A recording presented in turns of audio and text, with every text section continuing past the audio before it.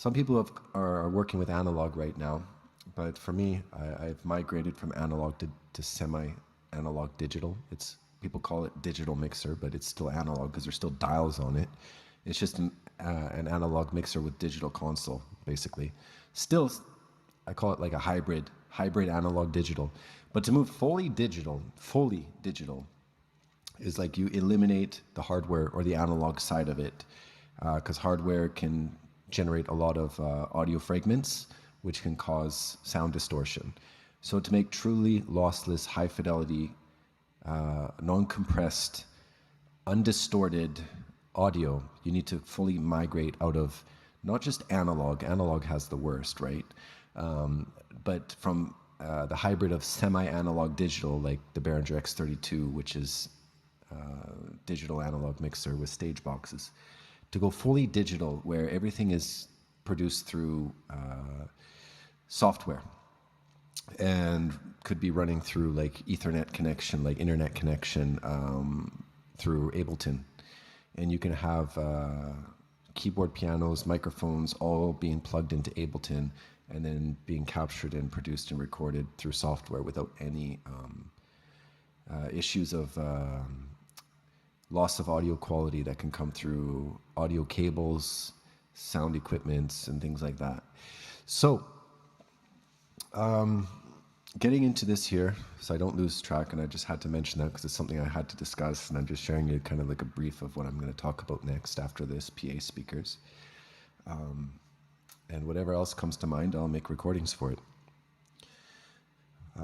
So here, PA speakers, second half. We must create a safe sound environment for all new members performing on the stage. And if people have impaired hearing, okay, due to long-term high volume exposure,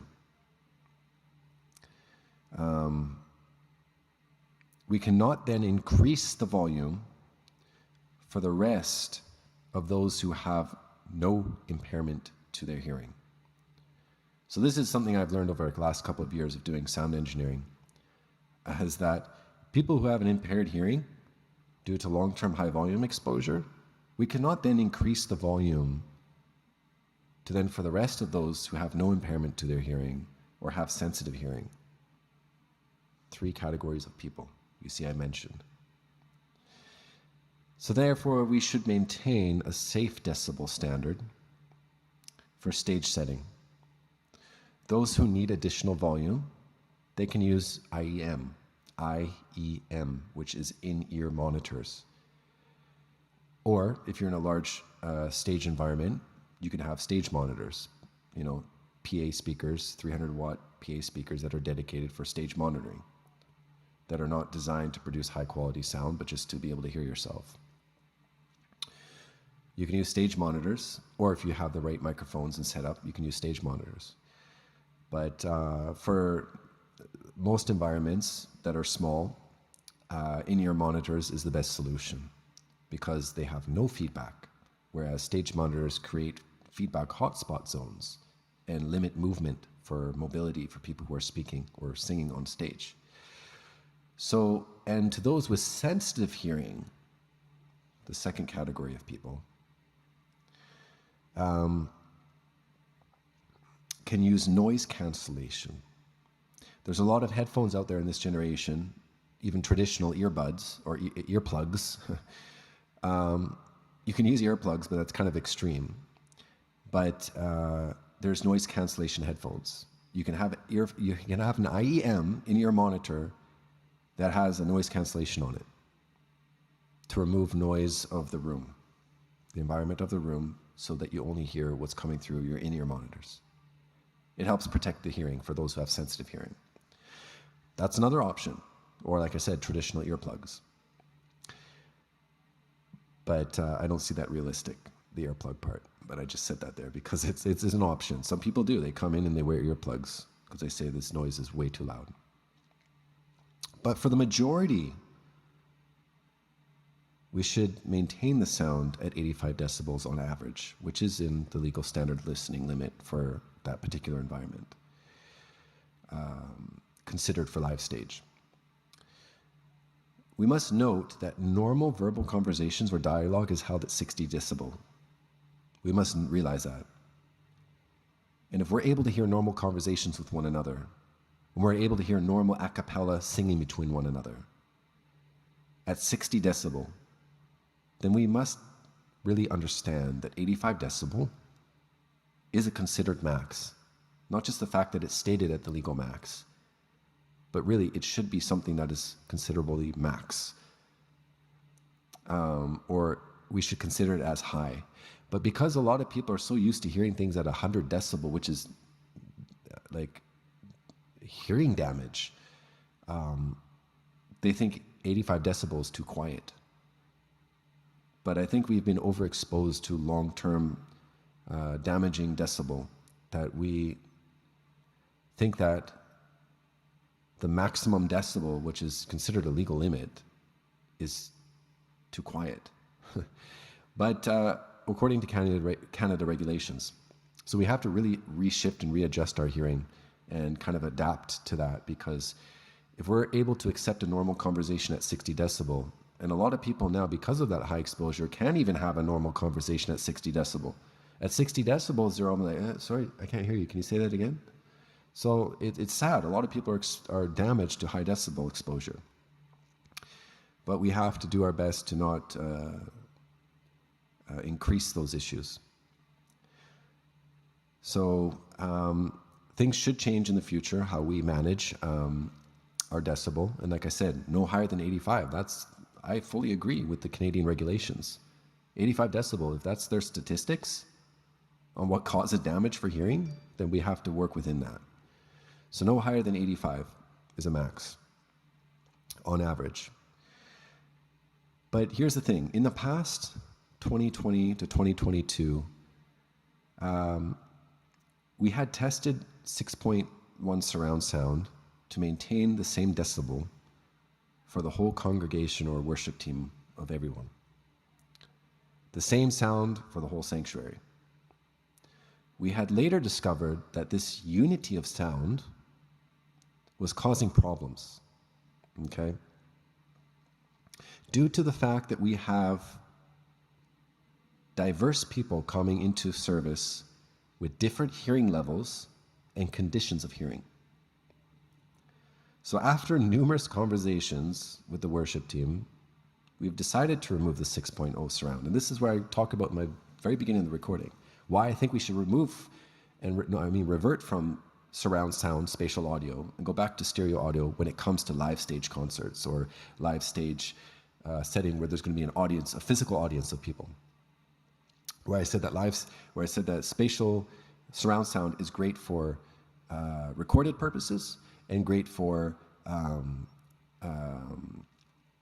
home theater systems, because it's just an individual, you or your family there. But when you get 500, 650 people in a room, you're definitely going to get a lot of people with different levels of hearing and different conditions, health conditions of hearing. And you cannot say one size of sound fits all people's hearing. And because of that, you're going to get people who are happy, people who are really enjoying it, people who are complaining, and people who say that I can't handle this, I'm out of here.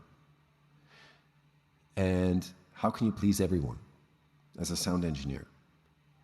So 2 years of experiencing this, I said, okay, well, I don't like to go backwards. I don't like to revert from having great high quality sound just because there's a category of people complaining because their hearing is different. And some people are too sensitive with their hearing, and some people can't hear enough and they want it increased even louder than it already is, which is already blaring. How to please everyone. And for 2 years, I struggled with this. And then an idea came to me. I said, you know what? The solution is easy. You got to revert back to what it was. The stereo sound, not surround spatial sound. Because you want that unity of sound. You want everyone to hear everything the same. You want everyone to be unified with this sound. But there just can't be that unity because people are different. And This is what I've come to understand, that in order to please everyone, you have to create the space that will meet them where they're at. And by doing that, this is my solution that I'm mentioning here. That I say here that it was later discovered that this unity of sound was causing problems due to the fact that we have diverse people coming into service with different hearing levels and conditions of hearing. So after numerous conversations, where do I go here? We've decided to remove the 6.0 surround and have the sound similar to how it was previously, to push all the sound from the stage to the back of the room. In the beginning, when I first started sound engineering, I would never take this idea. It just does not make sense. Why do it? Why go back to old stereo sound? But there's a reason. And what I understood out of this is that yet, even though we're reverting to 2D stereo sound, the one thing I'll do differently though, instead of just going back to 2D sound,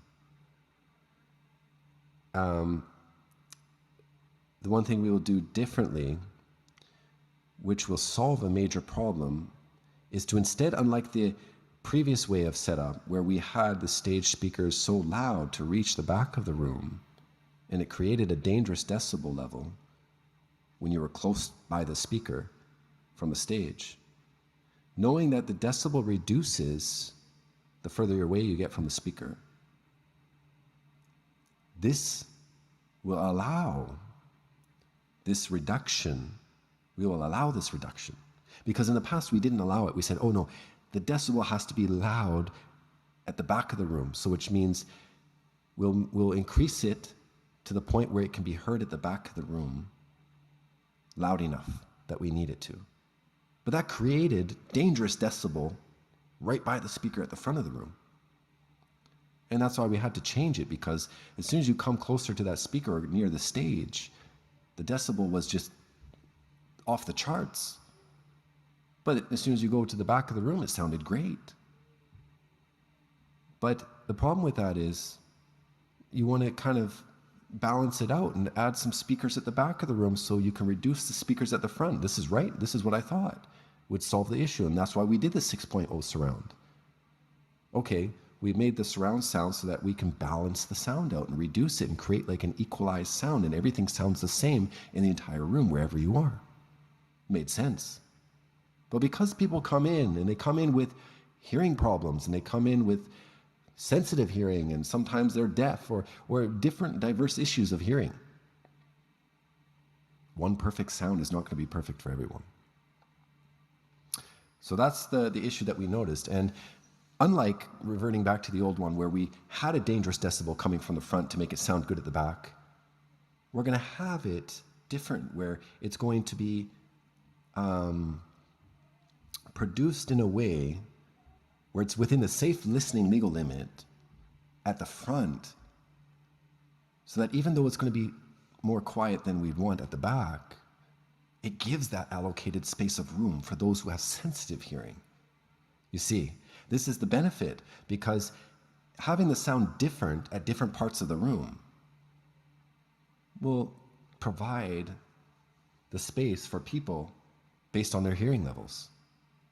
So those who have trouble hearing, sit right by the speaker at the front. You'll be able to hear it clearly.